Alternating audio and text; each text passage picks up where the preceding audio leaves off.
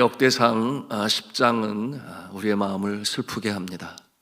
사울 그는 전장에서 결국 그의 생을 마감하고 맙니다. 한마디로 비극이에요. 사울은 이 블레셋 군대와의 전쟁에서 패하고 그 전장에서 죽습니다. 자신뿐만이 아니에요. 그의 세 아들 요나단과 아비나답과 말기수아가 함께 전사합니다. 한 나라의 비극이요, 또 한 가문의 비극입니다. 그를 쫓는 블레셋 군대는 아주 맹렬하였습니다. 사울을 쫓는 자 중에 활을 쏘는 자의 그 거친 기세, 사울을 쫓으면서 활을 쏘아대니 이 사울왕이 감지해요. 내가 죽겠구나. 그 같은 상황에서 그 곁에 있는 직속 부하에게 자신을 죽여달라고 합니다. 왜냐하면 오늘 말씀해 보니 할례 받지 못한 자의 손에 죽는 수치를 당하지 아니하고 차라리 자결함으로 인하여 수치스러운 죽음이 아니라 끝까지 그래도 왕으로서의 명예를 지키고자 하여 그렇게 직속 부하에게 부탁을 해요. 그런데 직속 부하는 그럴 수가 없어요. 자신이 지키고 섬기는 왕을 자신의 손으로 죽인다고 하는 것이 그로서는 너무나 두려운 것입니다. 그러므로 사울은 자신의 칼을 세우고 그 칼 위에 자신이 엎드러졌다 그랬어요. 그러므로 자결을 합니다. 그 모습을 바라보는 옆에 있는 직속 부하도 마찬가지로 그가 자결을 합니다. 여러분, 이 사울이 그처럼 삶을 마감할 때 그의 나이가 70세였습니다.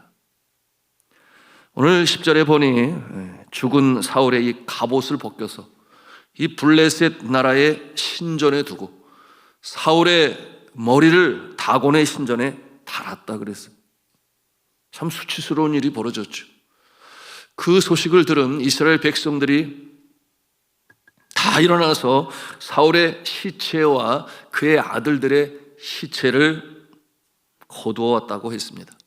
야베스로 가져가서 상수리 나무 아래 이 사울의 해골을 장사하고 또 자녀들의 그 죽음을 장사하고 7일 동안 금식하였다, 애도하였다 하는 것이 오늘 이 성경의 내용입니다. 너무나 슬프고 비참한 모습이에요. 사람은 누구나 다 이 세상에 한 번 태어나고 그리고 당연히 죽음을 맞이하지만 사람들은 자신들이 바라는 이 임종의 모습이 있어요. 어떠한 모습으로 죽으면 좋겠다, 그와 같은 바람을 가지고 있습니다. 여러분들은 어떠한 모습으로 임종을 맞이하기를 원하십니까? 생각을 해보셨어요? 아유, 목사님, 저는요 내일 일은 난 몰라요. 그저 하루하루 살아요. 어서 많이 들어본 것 같죠? 네, 내일 일은 난 몰라요. 하루하루 살아요. 여러분, 좋습니다. 그런데 여러분, 사람이 바라는 죽음의 모습에 이 공통점이 있지 않습니까? 그것은 살 만큼 다 살고 평온한 가운데 임종을 맞이하고 가족들과 작별을 하고 그리고 기력이 다 쇠진하여 숨을 거두는, 아마도 그와 같은 모습을 바랄 것입니다. 그런데 바라지 않는 모습으로 이 세상을 떠나는 모습은 슬픔이요 아픔이죠. 예를 들어서 사고를 당하여 세상을 떠나거나 또는 질병으로 인하여 그 수를 다 누리지를 못하고, 여러분, 이와 같은 모습으로 세상을 떠나는 것, 또는 있어서는 아니 될 전쟁터에서 죽는 모습도 있습니다. 여러분, 이와 같은 모습은 자신뿐만 아니라 또한 가족뿐만 아니라 자신을 사랑하는 이들에게 아픔과 슬픔을 남기는 죽음인 것이죠. 이러한 죽음의 공통점은 아직 때가 아닌 것 같은데, 아직 죽을 때가 아닌 것 같은데 더 살아야 하는데 세상을 떠나야 한다는 것입니다. 여러분, 저는 간절히 기도합니다. 여러분의 삶이 정말 바라는 대로, 여러분의 임종의 모습이 여러분 바라는 대로 이 세상의 삶을 마감하고 그리고 종착역 그 너머 영원한 하늘나라의 영생 복락을 누리시기를 주님의 이름으로 축복합니다. 인명재천이라고 하는 사자성어가 있죠. 사람의 목숨은 하늘의 뜻에 달려있다. 그렇습니다. 인간의 생사화복은 영혼의 창조주시여 우리 생명의 소유주이신 하나님께 달려 있습니다. 분명합니다. 그런데 왜 이 사울 왕은 이처럼 비참하게 아픔을 주고 슬프고 참 끔찍하게 그의 삶을 마감해야 했을까요? 여러분, 그것이 하나님의 뜻이었을까요? 이에 대하여 성경은 오늘 우리에게 밝히 말씀하고 있어요. 10장 13절과 14절 말씀을 같이 읽도록 하겠습니다. 시작. 사울이 죽은 것은 여호와께 범죄하였기 때문이라. 그가 여호와의 말씀을 지키지 아니하고 또 신접한 자에게 가르치기를 청하고 여호와께 묻지 아니하였으므로 여호와께서 그를 죽이시고 그 나라를 이새의 아들 다윗에게 넘겨주셨더라. 그의 비극적인 죽음의 이유는 무엇이라고 그랬어요? 하나님께 범죄하였기 때문에. 그 구체적인 내용을 기술하고 있으니 세 가지로 볼 수 있습니다. 그 첫째는 여호와의 말씀을 지키지 아니한 것이요, 둘째는 신접한 여인에게 가르침을 받기를 바라는 것이요, 셋째는 무엇입니까? 하나님을 의뢰하지 아니하고 자기 뜻대로 하나님께 여쭙지 아니하고. 바로 그런 이유였죠. 그 외에도 사울은 이 사무엘 선지자에게 거짓 보고를 하였죠. 아말렉 군대의 모든 전리품을 하나도 남기지 말아라. 그것이 하나님의 뜻이었어요. 그러므로 명령을 했습니다. 그러나 이 사울은 아깝다 하여 남겨두었습니다. 하지 아니하면서 진멸하라는 이 하나님의 명령을 다 실행하였다고 여러분 사무엘 선지자에게 거짓으로 속였어요. 근데 사무엘은 알잖아요. 하나님께서 알려주셨잖아요. 그런가 하면 전쟁 앞에서 선지자의 조언과 기도를 받아야 하는데 사무엘이 늦게 오게 되니까 기다리지를 못하고, 왕의 영역이 아니에요. 그것은 사무엘 선지자이자 제사장이었던 사무엘의 역할이었는데 이 제사를 집례하는 일 말입니다. 그런데 사울이 임의로 행해요. 그것은 무엇을 보여줍니까? 영적인 교만함, 영적인 교만한 모습을 보여준 것이에요. 또한 왕권은 하나님께 속했습니다. 위로부터 내려주시는, 그러므로 모든 권세는 하나님이 주시는 것인데 자신이 임의로 내 아들에게 왕권을 물려주어야 되겠다. 여러분, 그것은 사울 왕의 잘못된 모습이죠. 그러므로 죄 없는 누구를 죽이려고 해요? 다윗을 죽이려고 해요. 그래야 자신의 아들이 왕이 될 것이니까. 여러분, 이와 같은 모습은 참 잘못된 것인데 세상 표현으로 권력을 맛보게 되면 헤어나오지를 못한다, 그런 말이 있는데 사울이 그러했던 것입니다. 왕이 되기 전에 이 사울의 모습이 얼마나 겸손했습니까? 그랬잖아요. 자신이 왕이 될 것이다. 여러분, 그 소리를 들을 때 그는 자신은 그와 같은 존재가 아니라는 것을, 그러므로 그가 숨었다 그랬어요. 그렇게 겸손하고 순수했던 사울 아니었었나요? 그런데 그는 그처럼 권력을 갖게 되니 변했습니다. 신앙은 변질되었어요.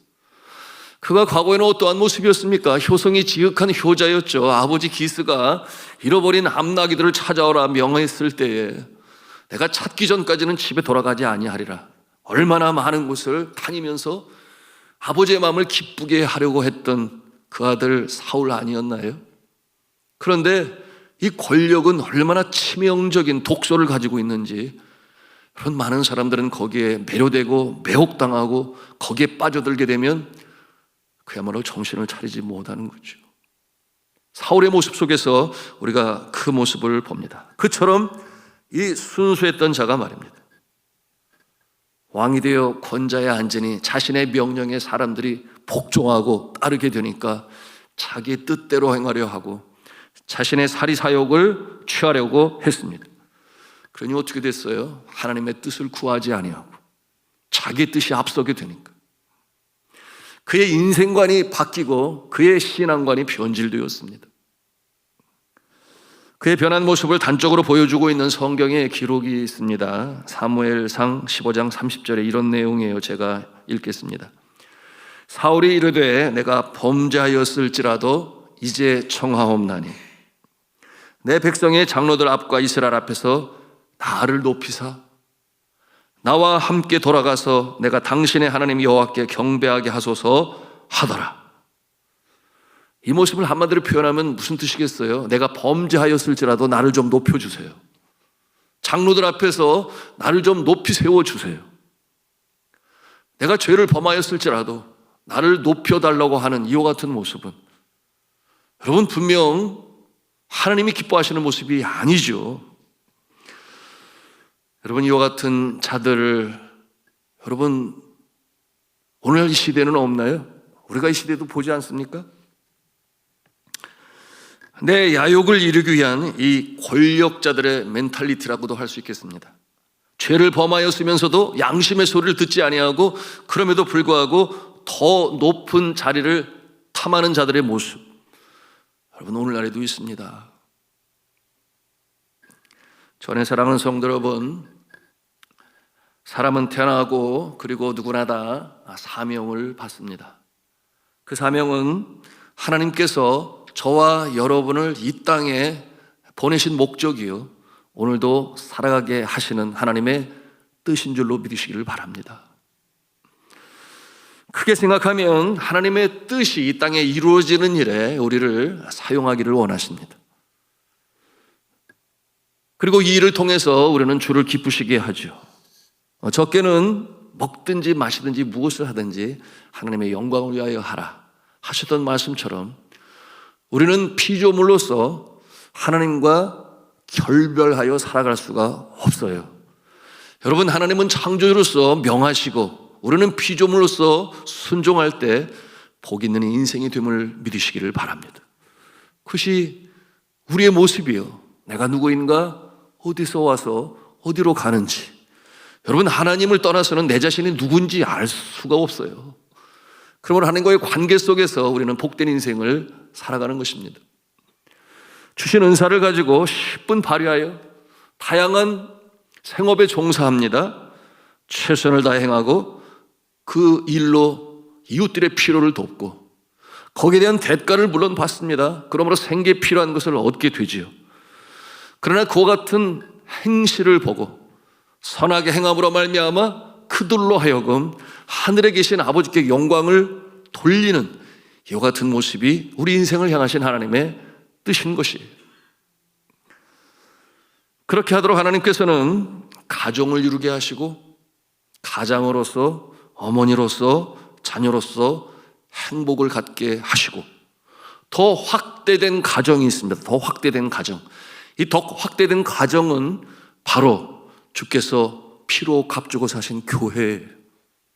믿음의 공동체가 되고 한마음 한뜻으로 하나님 기뻐하시는 일을 이뤄나가는 것이 확대된 가정의 모습이니 그것이 교회다. 이 땅에 작은 천국을 이뤄나가는 확대된 가정의 모습 속에서 우리의 진정한 행복이 있는 줄로 믿으시기를 바랍니다. 그러는 중에 하나님께서 부여하신 사명을 다 마치면 다시금 우리의 영혼의 본향인 하늘나라에 들어가는 것이죠. 주님의 품으로 가는 것입니다. 주님과 더불어 영생 복락을 누리는 것이 우리 인생의 여정인 것입니다. 여러분 여기서 벗어나게 되면 그것은 곁길로 가는 것이요 두 마음을 품는 것이요 정함 없는 자의 모습이니 여러분 그 인생은 복될 수가 없어요. 그 인생은 승리할 수가 없습니다. 그런데 영혼의 창조주여 생명의 주가 되신 하나님의 뜻을 거역하고 자신의 뜻을 이루기 위하여 야욕을 이루기 위하여 범죄하면서도 권력을 누리고 이기적인 행복을 추구하는 모습은 인생을 잘못 살아도 아주 많이 잘못 사는 것이다. 그렇게 해석할 수 있어야 하겠습니다. 어떤 한 사람이 유명한 전도자인 존 웨슬레에게 물었습니다. 만일에 오늘 밤 12시에 주님께서 부르신다면 오늘 하루를 어떻게 살겠습니까? 그때 존 웨슬레는 이렇게 답을 했습니다. 다른 날과 다름없이 설교 준비와 신방을 하겠죠. 그리고 다른 날보다는 30분 일찍 잠자리에 들겠습니다. 굉장히 의미 있는 말씀 아니겠어요? 참된 그리스도인으로서 마지막 순간까지 주님의 영광을 위하여 꾸준히 노력을 하고 해야 할 일을 감당하다가 죽음을 30분 앞당겨서 맞이할 수 있는 여유 있는 삶으로 하루를 살겠습니다. 그처럼 주님 만나는 것을 기다리겠다는 것 아니 미리 30분. 이와 같은 모습이 여러분의 소원이요 삶이시기를 주님의 이름으로 축원합니다. 존 웨슬리의 동생이며 찬송가 작사가인 찰스 웨슬리, 그분이 쓴 찬송이 참 많습니다. 죽음 직전에 이런 기도를 드렸다고 그래요. 하나님이 기뻐하시니 기쁠 뿐입니다. 만족하다. 그것이 그가 숨을 거두기 전에 마지막 남긴 말이었습니다. 여러분, 얼마나 평화스럽고 행복한 죽음입니까? 그는 이 세상을 떠나는 자신을 맞이하는 하나님의 얼굴을 본 것이에요. 그러므로 임종전에 그와 같은 고백을 하고 숨을 거두었습니다. 여러분, 우리가 확실히 알아야 되겠습니다. 우리의 인생의 마지막, 그 종착역, 여러분, 그곳에서 그 죽음이 무엇이냐, 마침표가 아니라는 거예요. 물론 음악의 부호가 되겠습니다마는 마침표가 아니라 잠시 쉬었다가 다시금 영원한 한나라로 이어지는 쉼표다. 마침표가 아니라 쉼표다. 그러므로 죽음을 빛 가운데, 영광 가운데 주님의 품으로 안기는 것이다. 여러분, 이 확신을 가지고 오늘 주어진 삶을 살아가야 하겠습니다. 여기에 작자 미상의 한 시가 있는데요, 시의 내용을 볼 때 이 시를 쓴 사람은 미국 대륙의 한 농장에서 성실하게 신실하게 한 날 한 날의 수고를 감당하던 사람입니다. 그 시의 제목이 뭐냐면 그가 오실 때입니다. 그가 오실 때. 주님은 다시 오실 것인데 주께서 내 살아 생전에 오신다면, 그렇다면 나는 어떠한 모습으로 주를 맞이할 것인가? 이 시는 그 바람직한 모습을 보여줍니다. 그가 오실 때, 작자 미상, 그가 오실 때 목화 따는 날을 보시리라. 하늘의 천군 천사들이 소리 높이 외치는 소리, 그가 오실 때 목화 따는 날을 보시리라. 그가 오실 때 나는 목화 밭에서 무릎을 꿇으리라. 제일 많이 등장하는 단어가 뭐예요? 목화 밭에서. 어떤 뜻이 담겨져 있나요? 주님께서 나에게 주신 매일매일의 삶에 나는 충실하겠습니다. 그러는 중에 주님을 만나게 될 것입니다. 왜냐하면 주님 오시는 날 주님께서는 변함없이 신실하게 주께서 주신 동산에서 땀을 흘리며 수고하는 자를 하나님은 안아주실 것이기 때문입니다. 그리고 말씀하시기 때문이에요. 잘했다, 착하고 충성된 종아, 내가 적은 일에 충성하였으니 이제는 주인의 잔치에 즐거움에 참여할지어다.